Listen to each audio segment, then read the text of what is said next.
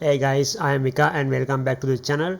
So this is the 8th video of Unity beginner tutorial, and I think this is the last video of the tutorial series, and I hope you have enjoyed the previous tutorials. And in this video we are going to talk about how to save values in Unity game engine. So let's get started.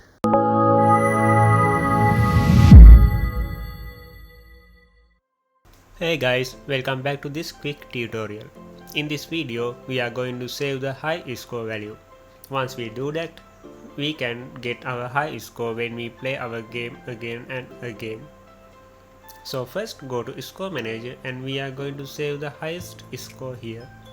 First I create a variable called high score as an integer.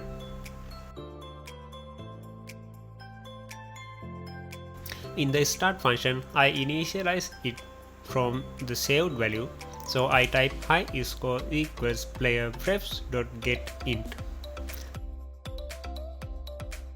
So in this getInt method, it returns the corresponding value to key in the preference file if it exists. So here I give a key as high score and default value as 0. If there is no value for the key, it returns the default value. In this case it is 0. Then I come to onTriggerExit method and compare the current score with the high score and save a new high score if needed. To save a new high score, I type player prefs.setInt and give a key first and then the variable second. You can save ints, strings and booleans as player prefs.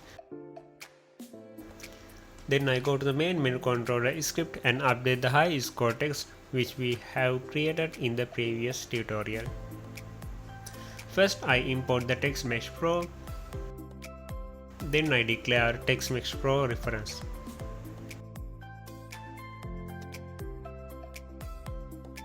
Then I create awake function, and in the awake function I am going to set high score text. For that I need to type player prefs.getInt method, but here I go to score manager script and copy this part and paste it here. Then I go to Unity and go to the main menu scene. Then click on UI canvas and drag and drop TextMesh Pro object to the empty box and let's play the game.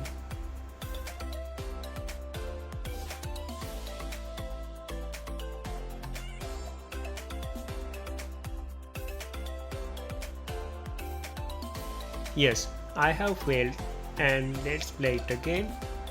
Now you can see the score is 5 and previously the score is 0. Now we can say that the score saving mechanism is working fine.